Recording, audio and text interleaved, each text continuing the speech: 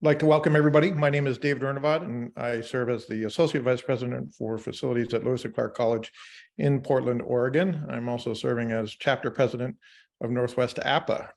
I'd like to welcome everyone to our first webinar of 2023, the next big facilities management challenge in higher education. The Northwest APPA Board is planning a lot of great content for 2023, and we're excited to kick this year off with this important topic of harvesting institutional knowledge.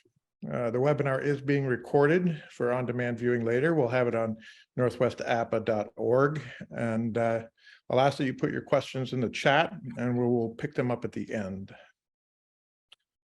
I'd like to thank ARC Facilities for being our sponsor today and talking to us about managing labor shortages and retaining our staff.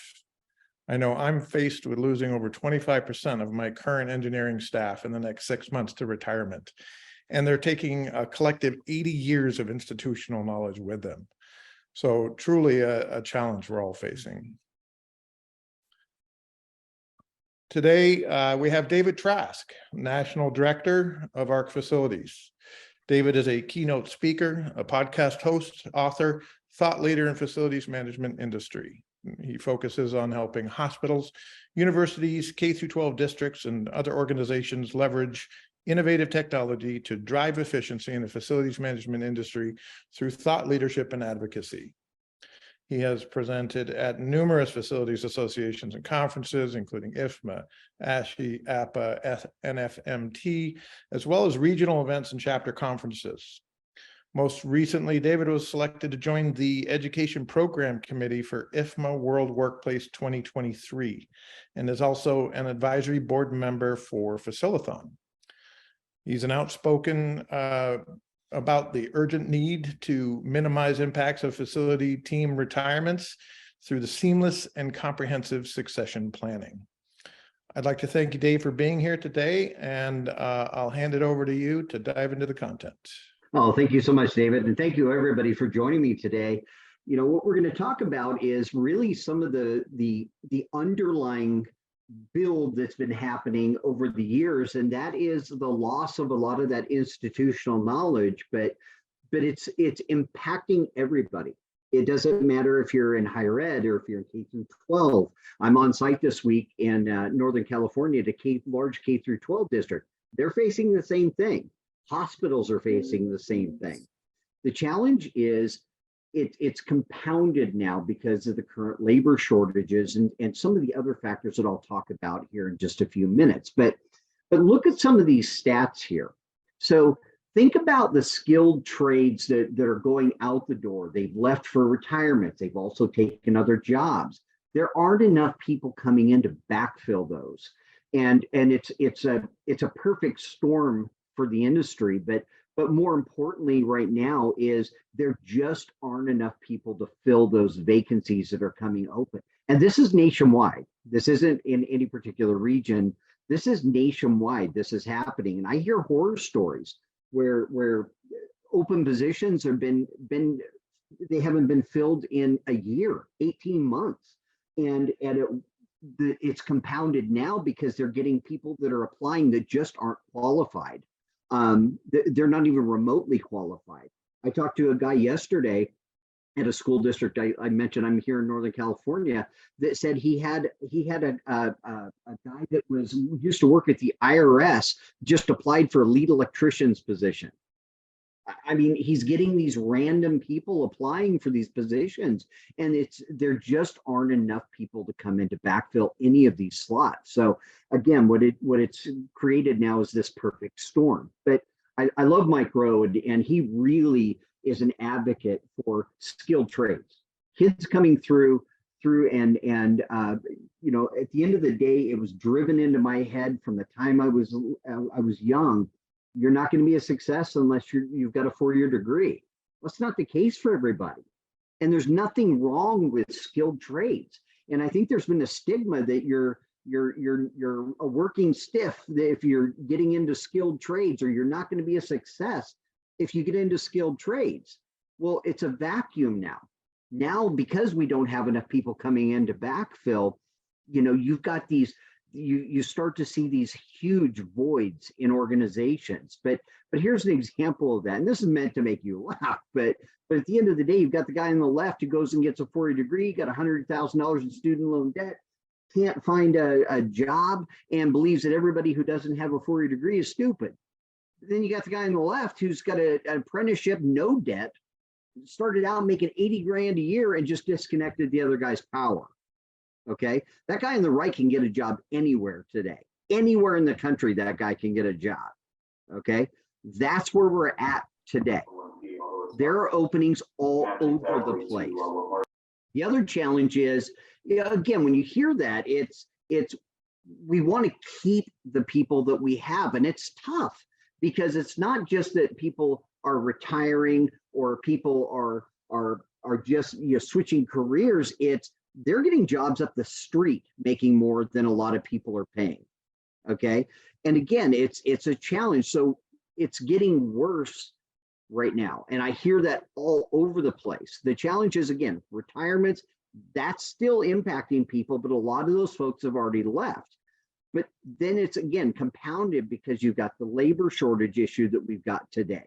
Then there's the issue of, do I outsource? Okay, I'm down head count, so do I look at outsourcing? And I'm not saying that that's wrong.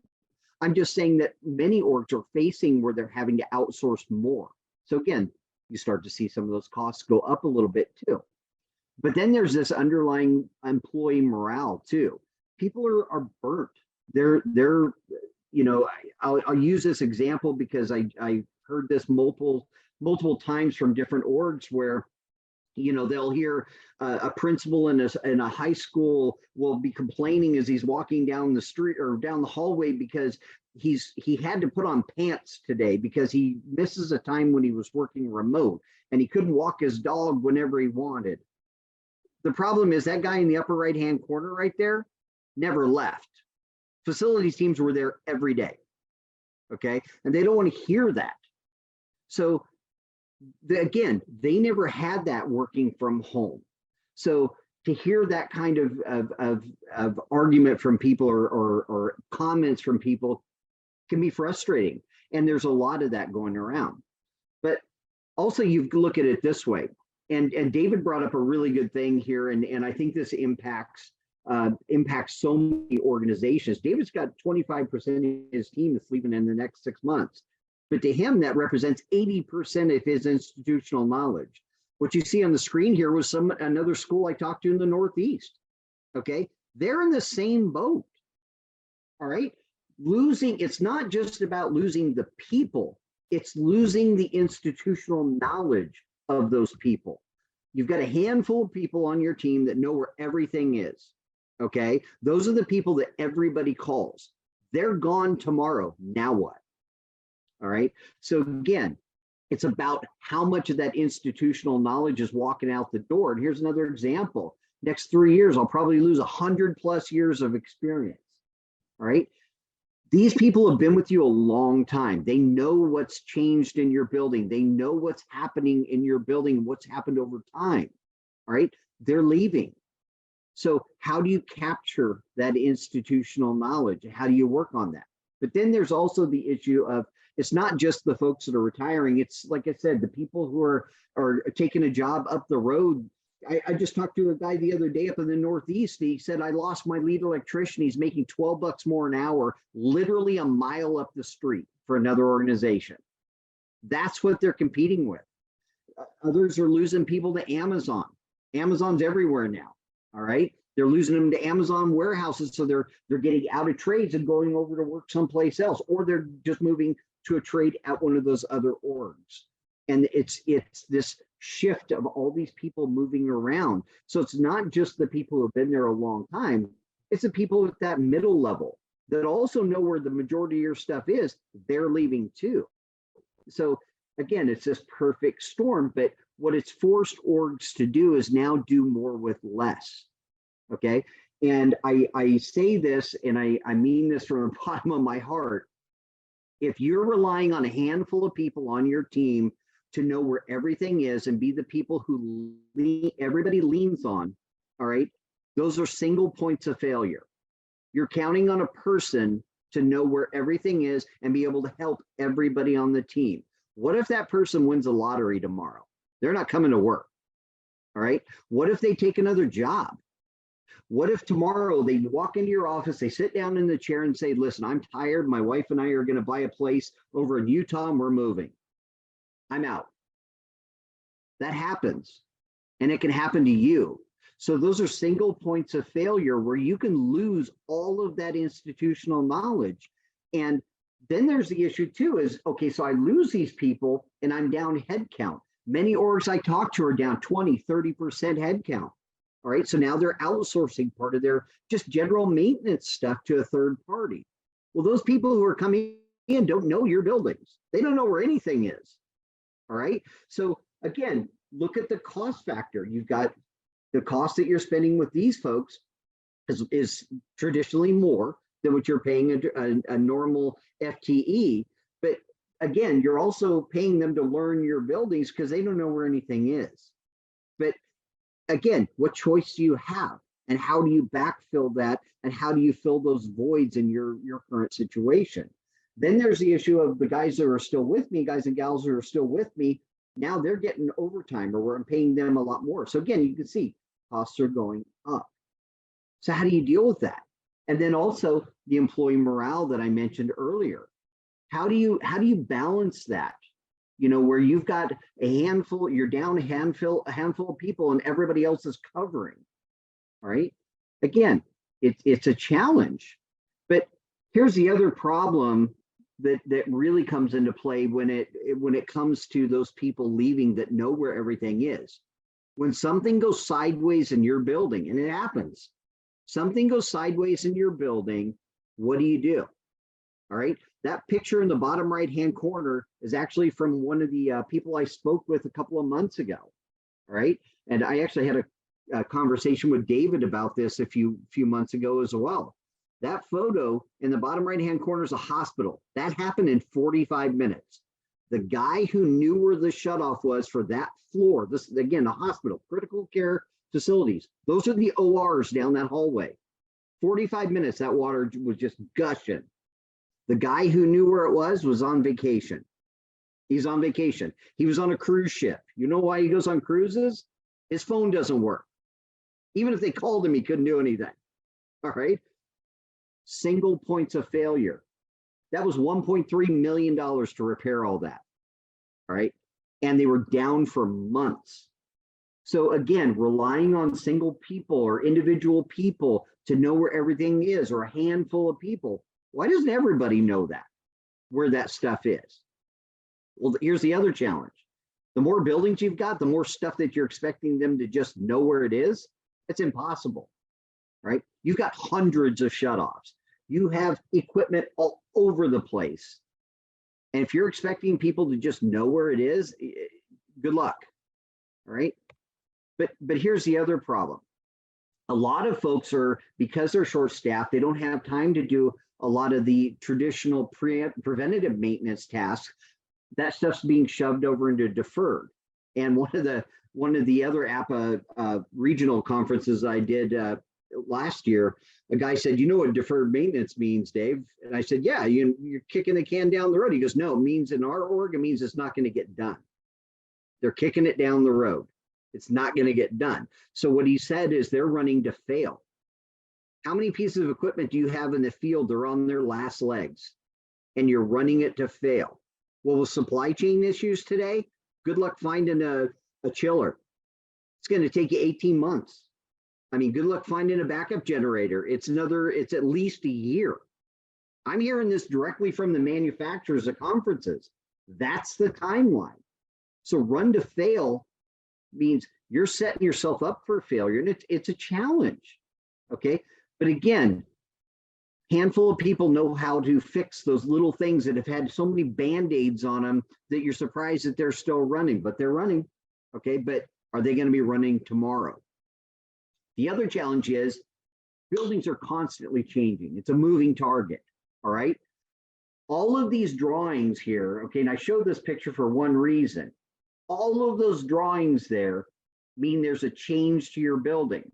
So if you've got a handful of people on your team that know what's happened in your building because they've been there for 25 years, okay, you're relying on them to remember that one roll of drawings and that cubby there is the one. That's the most recent electrical drawings from that renovation we did on the 3rd floor southeast corner in 1985. All right. Some of the people on your team probably weren't even alive in 85. I mean, think about that. All of these drawings represent a change to your building. So is the expectation that your team's going to know that, or that they're going to go into this room, start pulling out drawings, laying them out? Nope, that's not the one I need. Look, pull another one out. No, that's not the one. You see what I'm saying here? It's time. It's time. That water is not going to stop running while you're looking for the drawing. Okay, so you're going to start popping ceiling tiles. You're going to start looking everywhere instead of going into this plan room. Instead of just walking over there, go pop that ceiling tile, turn it off.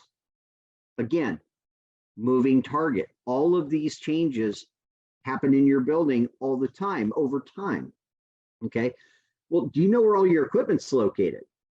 Okay, are you sure? All right, I see this all the time. I'll go up on a roof.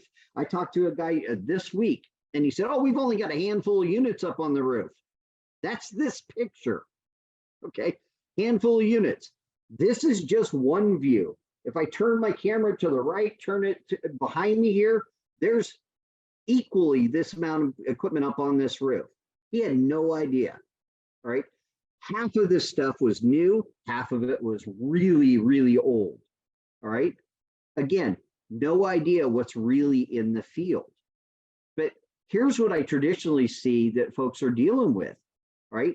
It's inaccurate or not all the information is here. And again, it's not this is not pointing a finger at anybody. This is just current. What I usually see is there's stuff swapped out. It never gets logged. And this is what I see. So you can see all these different manufacturers' information is gone. Models missing, serial numbers are missing. When was the thing installed? Is it under warranty? Who knows? Okay. But it just gets fixed in the field and it's never relayed back. So then it's an inaccurate information. So now your team is running around trying to figure out what's where. This is what it should look like.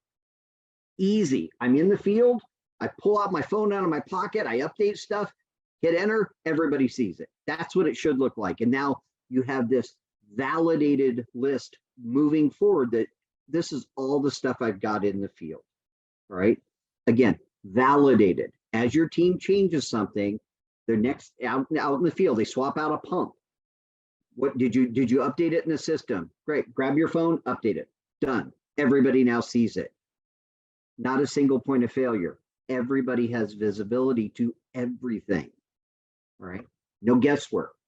So again, you've got equipment all over the place.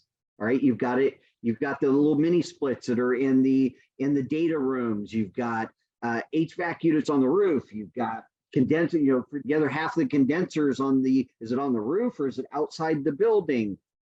Generators, pumps, they're all over the place. Okay. In all different types of condition. But also your team is climbing up and down ladders all the time trying to figure out what's where. Right. I'm like I said, I'm on site this week in Northern California. I've been up about 15 ladders this morning, right? Trying to figure out what's where, trying to pop ceiling tiles, trying to find the fan coil unit that matches up to the unit that's on the roof. Stuff's all over the place. Your team's doing this too, right? But then there's this side. Remember that run to fail. How many pieces of equipment do you have in your sites that look like this? I guarantee you've got some. Everybody's got some. Unless the building's brand new, everybody's got some of this stuff, right? So where is it? Is it actually in use? Is it decommissioned? All right. I'll climb up on a roof and I count, well, just today, I counted there were 14 units on a roof that literally somebody wrote, you could tell they etched it with a knife on it. It says not in use. Okay. Does anybody else know it's not in use? Where is that documented? Okay. Some of them were in use. They said they're not in use, but they're still running. I mean, again, moving targets. The other challenge is, again, where are those hidden things? Which ceiling tile do you pop? What are those little blue and yellow and red dots? And when you're walking down the hallway, they're just up there. Okay, something's up there, but what is up there? Right? What does that serve? Does it serve this side of the building? Does it serve this floor and that floor? Or even these little pot water heaters? Okay, are they in the custodial closet? Are they in a closet of a classroom? I've got a client of mine that calls them ticking time bombs. He's got about 500 of these in his sites. They're all over the place, but the bottoms rust out of them. Anyway, whole other story. But again, hidden things. Who knows where those things are? I walk around with electricians all the time. And when I walk through a room or into a room, I immediately look behind the door because I can't tell you how many panels I see behind a door. And every single site walk that I do, even if I'm working with the electrician who's been there for 30 years, I hear these words. I didn't even know that was there. It's impossible for them to remember or to know where everything is in your buildings. So setting that expectation is unrealistic, right? But here's the other challenge. Everybody's got a guy named Carl or Bob or Betty or whoever, all right? Everybody's got that person that everybody calls. Single point of failure. Well, Carl knows where every AHU is in the building. Carl knows at 3 o'clock in the morning when something goes sideways in the building, he knows what ceiling tile to pop. You sure hope so. What if he doesn't answer his phone? What if he's gone? Okay. What if he never hears his phone? He's asleep. All right. Again, single points of failure. The other challenge is Carl knows he's been there for 35 years. He knows where all those renovations happened. He was there. He remembers, in 85, we did this. In 92, we did that. In 2001, we did this. You know what? We actually had to go back because the plumbing didn't change in 2001, but we did another upgrade that we changed some stuff in-house, yada, yada, yada. You understand? He was there. What about the new person who starts next week? They have nothing. So what do? Let me call Carl, right? Single points of failure. So what are you going to do when Carl walks into your office, sits down in the chair and says, I'm retiring next month? Okay. What's your plan? What have you done to capture that institutional knowledge and prep for him leaving? You know it's coming. So what have you done? Capture that institutional knowledge. You've got to start, right? So again, what about the next person who starts next week, or the person who started last week, right? What's the expectation and what's that ramp up time for that person, right? Is the ramp up time for training, is it a year? Usually I hear it's a year, maybe more, 18 months, a full cycle for people to get to know the buildings. And again, it's impossible for them to know everything at your sites, but you're spending all this time and money for that person to train and cross train and be in the room or in the space and shadow that person for a year instead of just doing their job. You hire an electrician, they're spending all this time trying to find stuff, or plumbing. You're spending all this time training them and showing them where stuff is in that year training. Come on. They should have access to that stuff day one. What's your plan? So again, it's not just about losing people, it's about losing that institutional knowledge that will speed all of this up. But it also, by speeding that up, it gives you your time back. These people are not digging through stuff, spending all that time just trying to find stuff. Your training, your ramp up, all of that is sped up. That timeline is sped up immediately if you have that stuff documented. All right. So do any of these sound familiar? Where's the whatever it is? Okay. I didn't know that was there. Just look for the stains in the ceiling tile. These are all quotes that I've heard in the last couple of weeks. All right. I wrote these down because I just shake my head. It is what it is. This is what current situations are at a lot of orgs. And you've got your own, I'm sure. But think about this. If you're having to ask this, and you've only got two, you have your meeting on Monday morning, okay, and your entire team's there. Ask them, throw a question out on the table and see what kind of response you get. You know, where's the unit that serves these rooms over here? Where's the main shutoff for the third floor? Where's the isolation valve for whatever? Okay, ask those types of questions and look around the room and see how many people. Just get a head count of how many people can answer that question. All right. And if you get 2, you get 3 people, what if they're gone tomorrow? Now what? That's the urgency. That's the urgency you should have in your head, is it's a clock. You know, some people are human. They're going to leave one day, whether they retire, whether they take another job, they're going to leave. It happens. What's your plan to capture the institutional knowledge that you're relying on those people to know? What's your plan? So, like I said, the ceiling tiles, okay, the stains in the ceiling tile, that picture in the center and the bottom down there, that's one. I took all these photos. Okay, these are on site. The stains in the ceiling tile, that's what the guy told me. He goes, oh, I'm not sure which tile you got to pop, but just look for the stains in the ceiling tiles. All right. The electrical panel that we spent 20 minutes looking for, those 2 pictures off to the left-hand side there, it was in a cabinet next to the sink there. No idea it was there. Nothing's marked on the outside of that thing. No idea it was there. Okay. I've seen them painted over. I mean, stuff's all over the place in front of electrical panels. I've seen refrigerators up against a panel. Okay. It's the hidden stuff. All right. It's all over the place. So how do you bridge the gap between the old and the new? Meaning the old stuff that you've got, the new stuff that you've got, the legacy employees that you've got that have been there forever, and the new people who are starting next week. What are some of the things that you can do? Let's talk about that. So one of the things that you need to start with is get rid of this garbage. Okay. Everybody's got one of these. I hear this all the time. Well, that looks like my plan room. Come on. It's 2023. All right. Accessing your information wherever the heck you are is what you should be going for. Not going into a plan room, not going into it and searching through drawers, not looking through stick files. Okay. Get your stuff digital. All right. Everybody has a smartphone. Everybody has one of these in their pocket. All of them. Your oldest guy on your team has one of these in his pocket. All right. Get your stuff digital. All right. But even if you go digital, all right, it's still a challenge if this stuff's not named right. All right. If you just scan a whole bunch of stuff in and dump it on a share drive someplace and you don't even know what it's for, it looks like this. Stuff's all over the place. You might as well revert back to this. And I mean that. You might as well revert right back to paper, because you're going to end up clicking and opening every one of these, trying to figure out which drawing you need. What building is this for? What floor is this for? All right. Same as this. You're going to open up drawings. You're going to lay them out on a table. That's not the one I need. There's another one since then. Grab another roll.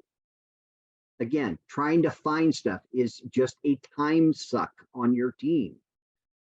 But again, scanning isn't just scanning stuff in and dumping it somewhere is not a solution. Okay. Oh, I scanned everything in. It's all digital. That's great. We're a step ahead. Great. Go find me the most recent electrical drawings for building 2, 3rd floor, 2nd floor, 1st floor. I get this blank stare. I know they're here. I've got 50 rolls of drawings here I need to search for in that bottom left-hand corner there to try and figure out which ones they moved electrical or they moved plumbing or whatever, moved equipment. All right. It's no different than paper. But you have to start documenting where this stuff is too, not just the drawings and all of that, getting all of that digital, but documenting where all your other stuff is. Where's all your panels? Where's all your shutoffs? Where are your sewer cleanouts? Where's all your mechanical equipment? Document where that stuff is. What are you waiting for? Okay, start today, right? So imagine having all your drawings, all your equipment, all your shutoffs all available. What would that look like to your team? Okay, think about how much time that would save your team every day, every month. Okay, now you can probably do some more of those PMs that you've been kicking to the side because you didn't have time. Maybe it gives you more time back to do other stuff, small projects. bigger projects. It's all about time. If your team is wasting time trying to figure out, spending an hour trying to track, trace lines, trying to find something, come on. And I can't tell you how many times I've talked to folks that said, yeah, I traced that line, had no way to document it, ended up having to trace it another 3 months later. Same thing. Pardon me. So again, documenting where that stuff is. Well, this is what University of Washington did. Okay, Bothell. So think about it from a drawing perspective. Okay, you open up your phone, click on an app, and go to the campus here. Okay, you click on your building list. You see the list of all your different buildings here. All right, then you click on one particular building. In this case, it's Cascadia 1. And I want to see the drawings. Those two top buttons there are drawings, right? You got a couple of ways you can do it. They're organized by floor. Okay, so I'm not looking through all those rolls of drawings, or I'm not digging through all those share drives trying to open up each one of those folders and figure it out. All your drawings are organized by floor. Click on a floor. Okay, here's the drawings that just touch this floor. Okay, they're by date, by project name, and even highlights where a particular drawing touched in a floor. So you can see those green highlighted areas, the purple area there. Those are specific projects that touch just this floor and just touch that area. The ones in the bottom left-hand corner, those black boxes down there, okay, those touch the entire floor. That means there were renovations, but they're organized by date and what the project was, and also what did it touch in that floor. Think about that. No more flipping through all those rolls of drawings. No more flipping through all those share drive folders, opening all that stuff, trying to figure it out. In about 20 seconds, I got to the floor. I know exactly what drawings that touched that floor and where they touched. That process just took seconds, not hours, not minutes, it's seconds. And now you've got access to all that stuff. That's what Washington did. Okay, here's how they addressed equipment. Same thing. Click on it, click on equipment, click on your building you want to see the information on. Again, Cascadia 1. Look at that button there. It says equipment maps. Again, by floor. All right, here's all the equipment on just this floor. All right, all the equipment on the 4th floor is right here. Okay, and if you look there, there's also by equipment type, and it even gives you quantities in that little pop-up window there. You can see there's air dryer, compressor, there's air handlers, but there's all different types of equipment here. But if you know you're looking for one particular thing, you select it and you can see all the details about that particular piece of equipment. Here's an exhaust fan. Okay, and again, all the details about it. Okay, you can see here's the model, here's the serial number. You can even have install date. You can put what belt sizes. Okay, all the specifics, HU, got filters. You can put all that information in here, and everything's QR coded. So the guys on your team can walk up to it with their phone, scan it, and pull up this right here and see everything about it. Record a video, have photos. All the information about this unit can be right here. If this unit is a real pain in your behind and it requires a funky way that you got to fix something, or listen, I've had to mess with this thing 15 times. Let me record a video of what I do and attach that to this pin, to that equipment record, and everybody on the team sees it. Not just me, everybody on the team sees it. And now everybody knows the trick that you use to fix this thing. That's what you can do today from here, from your phone, from your tablet, okay? In the field, not sitting at a desk, in the field, right? Also, shutoffs, quickly. All the shutoffs, click on your building you want to see the shutoffs for. Again, click a button that actually says shutoffs, all right? Click on the floor, all right? Here's all the shutoffs, gas, water, power, all the electrical panels, all the transformers, everything associated, all the cutoffs, everything here, all right? But if I want to see water, again, here's the water. You can even put in details. What does it shut off? What part of the building does it shut off? What rooms does it shut off? You can do the same thing for isolation valves. Every time I see a guy up on a ladder and he's fixing something, we're going to smoke detector. Okay, doesn't matter. Turn your head around and there's a valve right behind you. Take your phone out of your pocket, take a picture of it, create a pin, hit save. Everybody now sees it. And it can be edited as you figure out what that isolation valve serves. All on the fly, in the field, live. And everybody on the team sees it. So remember, I'm talking about capturing that institutional knowledge of not just the legacy people, but also the people who've been there for 10 years, 8 years, whatever, that know where stuff is. Everybody can document this stuff, and now everybody sees it.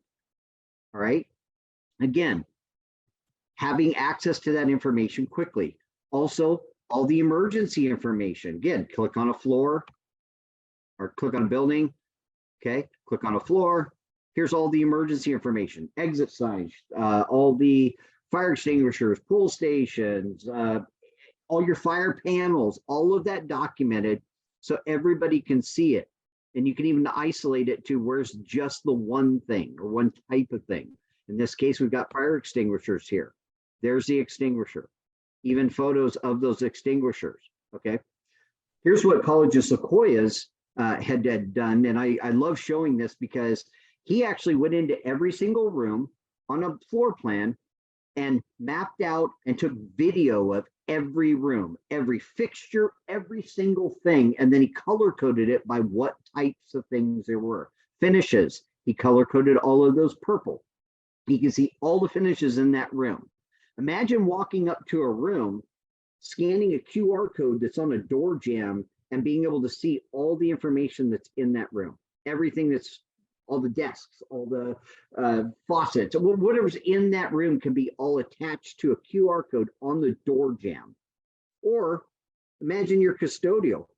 Okay, you walk up to the room, you scan that QR code, and a form opens up that says that it's got a automatically, it's got a form in there that's got some check boxes, and they can even sign it and hit submit, and it automatically generates an email to you saying that this room has been cleaned. Any types of forms. Think of outside the box there. Okay, that's how you can utilize technology today, and it's available today, right? The other thing that College of Sequoia's did that I thought was great is it's not just about the stuff in the building, it's the stuff between the buildings, right? He's mapped out all the sewer cleanouts. He's mapped out where every single backflow is. He's mapped out where all the sprinkler system is, right down to every sprinkler head on his site. All of them. Okay. And again, it's not today. He doesn't, you're not doing it in one day. You're doing it as you're working. So as you find stuff, you add it. It's evergreen. Things, you're going to find stuff all the time. But he's even mapped out where all of his pull boxes are. Okay. I mean, they're all over the place. But everything is documented, and his team is walking around with tablets or walking around with their phones, and they're documenting stuff as they find it. But as soon as they find it and they add it and they hit save, everybody on the team sees it. So again, it's not up in one person's head or a handful of people's heads. Everybody has exposure to this, including the person you hired last week. They have access to it day one. Think about that. Okay, think about how much that speeds up that training process. They have access to this day one. So again, everybody can access that. But again, let me show you here real quick. Imagine you're in the field, you pull out your tablet, you're walking around, you click on an app. Okay, you click on a building you want to see information on. All right, I want to see drawings. Here you go. Here's the drawings that touch this part of the building by date, project name. This is the most recent. Let me select it. Okay, takes me right to the drawings. Everything's here, all in one spot. Or I want to see all the equipment, or I want to see some equipment. All right, I walk up to a piece of equipment, I scan the QR code that's attached to that piece of equipment. All right, literally walk up to it, scan it with my camera, and here's all the information about that piece of equipment. Here's my manual, here's my warranty information. All of it's right here, specs. I can even have links back to the manufacturer's website. I can have links to YouTube videos, right? How to fix this thing. Or I can have links to any other stuff, a form. Anything that you want to have attached to that can be there. I can have a link go back to Granger, wherever you want. All that information can be attached to each piece of equipment, and it's simple. My team's not digging, trying to do stuff. All right. Again, shutoffs all mapped out on either site map or individual floor plans. Everything is in one spot. Click on a button that says shutoffs. Not rocket science. It's got to be easy. Everything is in one spot. Click on the water shutoff here, right? And again, you can see here's a backflow outside. Everything's in one spot, right? Everybody has access to it day one. But the way forward here is you've got to start. You have to start, okay? Every day that you wait, and I say this wholeheartedly, every day that you wait is one day closer to that person retiring or that person leaving, all right? Think about that. Every day that you wait is a day lost. Capture that information before they're gone, okay? Take advantage of this as a recruitment tool, okay? Imagine if you're trying to hire somebody and you show them, listen, we got all of our stuff documented. You come in day one and you're going to know where every piece of mechanical equipment is in every building. You're going to know where every isolation valve is in every building. You're going to have access to all the drawings. Imagine that, okay? That's what you can offer by doing this, okay? But this is the most important thing. It has to be easy. If it's not easy, your team won't use it. I'm telling you, if it's not easy, they will not use it. This is a tool in their toolbox. This is a wrench, okay? When you have something like this and they swap out equipment, which happens all the time, and you ask them immediately, did you update that in the system? If the answer is no, you make them go back out and document that information. They'll do that about 3 times before they'll just remember. It'll be automatic. Okay, I'm going to update it all right here. I'm going to do it. It is not hard. Pull your phone out of your pocket. Okay, every person has a phone in their pocket. Make it accessible so they can do it live in the field as they make changes, right? So think about some of the resources that you can also find people, okay? You can reach out to your trade organizations. They've got job postings all the time. You can post your openings in there too. Trade publications have places for you to post job openings as well. Think about high school internship programs. Start at grassroots, okay? A lot of the orgs that I speak with, they've started really grassroots high school internship programs, all right? They have kids come in during the summer, all right? They'll have kids that they'll come in even throughout the entire year, all right? Some of them up in Chicago that I spoke with, they've got internship programs where they rotate these kids that come in that are interested in trades, and they'll let them spend a month at a time or 2 months at a time in each individual trade to see what they're really interested in. I thought that's fantastic, okay? There's also other orgs like Facilithon, okay? I'm on the advisory board for Facilithon, but their entire purpose is to promote trades, okay? Kids to go after and pursue trades. Also, have you partnered with any of your local trade schools? Okay, you need to do that, right? That's an untapped resource for you. Work out partnerships with your unions if you're union shops. Okay, I talked to a guy up in one of the APPA conferences in the Northeast US, and he said he actually worked something out with his local union where the guy who's about ready to, one of the guys who was about ready to retire on his team, they reclassified that guy, and he actually got a pay bump. He's working 22 hours a week, all right? But in doing this with this pay bump and also reclassifying him, he opened up this other spot over here that person shifted out of, but he's renewing this person for 4-month increments. He can do that up to 4 times. That's his move forward of capturing that institutional knowledge. He's got 16 months with this guy to only have this guy capture that institutional knowledge. And the union thought that was fantastic. So he's easing the gentleman into retirement. That's fantastic. Do you have any cooperative partnerships with other schools in your backyard? Okay, are you sharing resources? Have you done any job fairs? Okay. Also military. Okay. And I'm going to start moving that up near the top of the list here, if not the top. Military resources are one of the best untapped markets. If you haven't done anything with them, you need to connect with your local branches and work with them on people that are transitioning out of the military. Those are fantastic resources for you, and they're all looking for jobs.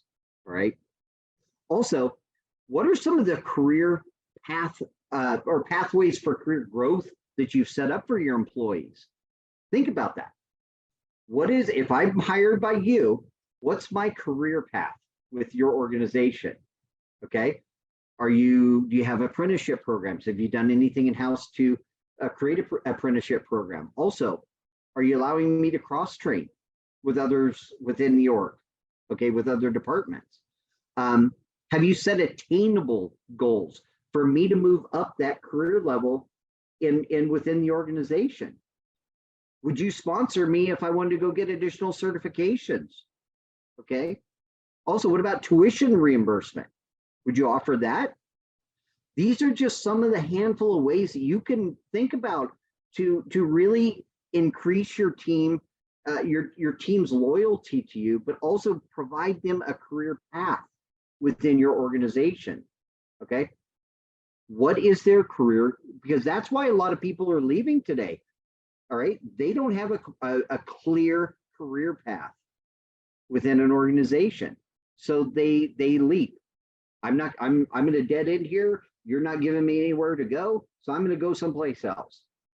And sometimes that's money, obviously money as well. But what's my career path within your organization to potentially earn more money as well? Also, have you looked at women in facilities? Okay. This is near and dear to my heart. Okay. I rarely see women in skilled trades when I'm in the field doing site walks. Okay. That's crazy. All right. You need to encourage, even through an apprenticeship program, work with other trade orgs within your backyard. There are women in facilities in LinkedIn. Look everywhere, trying to find women to come into your organization and fill some of these voids. All right. I think there's a huge opportunity there. Also, what are some ways to boost employee morale? Have you got a recognition program? Okay. What are some of the ways that you're celebrating your team? What kind of a bonus program are you offering? All right. If I achieve certain goals, is there any kind of a bonus? There's nothing better than you want to get somebody to do extra, offer a bonus strategy for them. Have you thought about offering additional PTO based off of certain things? Do you have flexible schedules? Okay, maybe you're working for, maybe you could offer 410s or even a flex schedule of days off. All right. Encourage feedback from your team. Okay. When's the last time you asked somebody how they're doing? How's it going? What are some of your obstacles within the org? What are some of the things that you're seeing? All right. Do you listen to your team? And do you really take that in and promote their ideas as well? Positive thinking. Okay. Stay positive. Keep your team lifted up. Your team's been beat up over the last few years, especially, right? What kind of team building activities are you doing? Think about it. Just little things like that go a long way in building your team culture. Okay. Prioritize mental health. Okay. Your team's been beat up. All right. They were never left. They were there through the entire COVID. All right. Do things to lift them up and encourage employee development. What are some of the things that you've done, or what are some of the things that you can do to really lift your team up and help them in their career as well? Okay. Again, career growth. So let's take some questions. David. Well, thanks, David. That was great. I was thinking about bringing people up within your organization. And as I face some of these retirements, I know that one of the successful strategies that's working for me is by promoting them and writing that into the CBA. This is a promotable position. providing dollars and for either tuition reimbursement or for certifications, trainings, just like you mentioned, that takes a little bit of a fight with your CFO because you're talking about asking for more operational dollars. But in my situation, I've got key individuals that are going to roll in and backfill the positions of my folks that are leaving.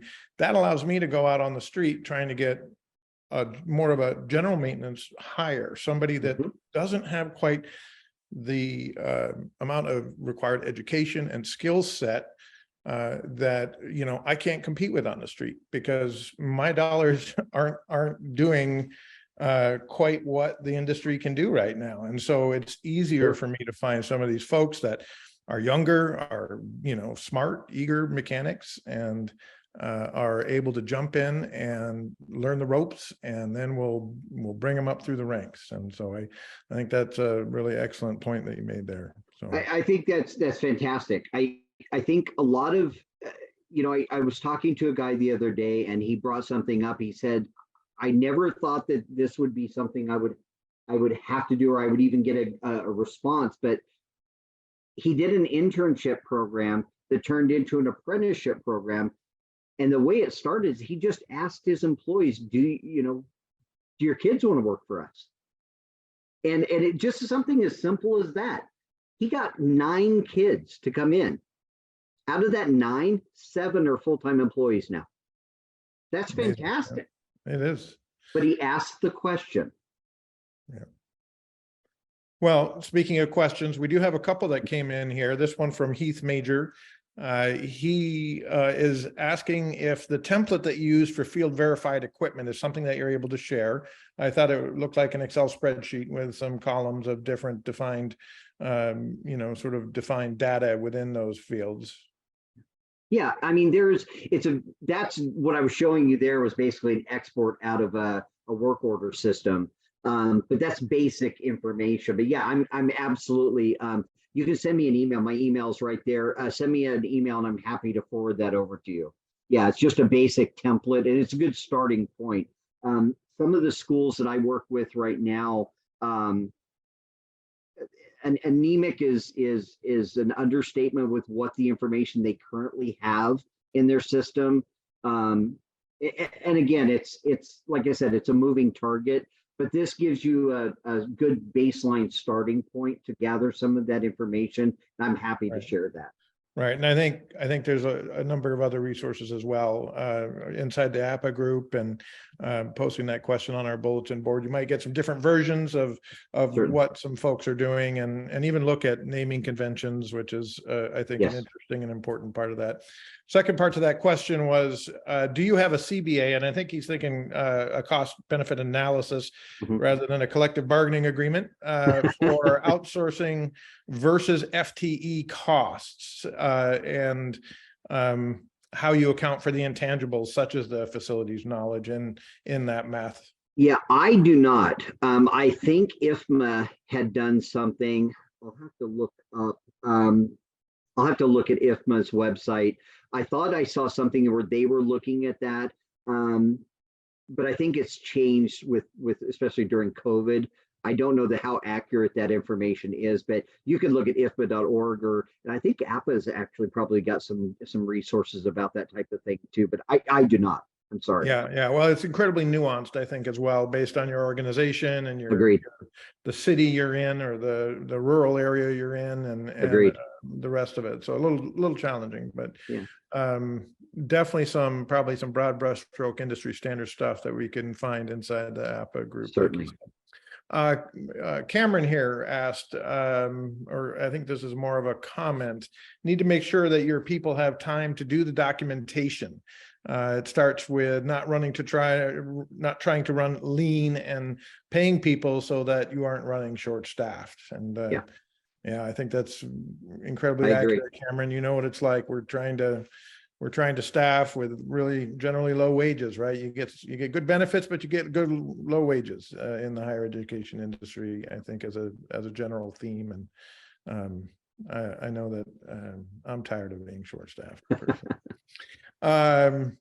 Tony Guerrero has a comment here asking you, so he's UW Bothell, and so Please tell peers about how you are bringing our newest building as it is added to your ARC Facilities campus info, both from a Prince and an O&M's perspective. Yeah, so essentially the way it works is, and I'm going to talk specifically about what we've done with Tony, is any new buildings that are added on are immediately, so you've got basically the drawings and everything that's going on during the construction phase, they're immediately transitioned over into what I showed here. So it would be an additional building that's added in there. All of the additional documentation associated with that. So your entire closeout package immediately shifts over. So now the facilities team has access to it throughout the entire process. So it's not just they're waiting until they get the as-built at the end of the project. Those as-built are being created during the construction phase. So you have access to those day one. So throughout the entire process, they're moved over, but then you also have access to all the manuals associated with all the equipment. As soon as the keys essentially are turned over, the team goes on site, our team goes on site and maps out where all of this information is. So we're mapping out all the mechanical equipment, all the shutoffs, all the emergency information, and then it's immediately imported into the system. As this stuff's being added, it's live. Okay, there's no delay, it's live.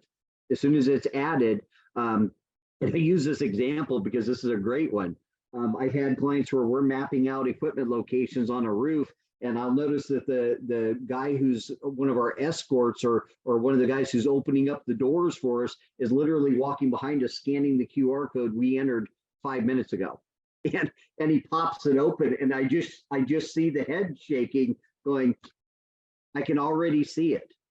It's that fast. And that's what the goal here is, that you're adding stuff live. So why can't I access it right away? You should be able to, and that's what we're doing by doing that. Yeah. Well, I've seen the QR codes, and it's amazing. This is web hosted, or is this something that we host locally? It's all mobile. Well, you can access it through a browser as well, but it's available on any mobile device, any phone, any tablet, live.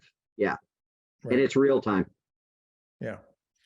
I have a comment here from David Keem. He's talking a little bit about how difficult it is to hire at all. Young workers are a challenge. When you have certain shift schedules, 4-10s make it a little more difficult for younger folks. So some good comments there. Thank you, David. We have Tony Ixon here asking, does the system interact or complement other systems, for example, Bluebeam? Yeah, you can. So essentially short answer is yes. So you can create links into the system too.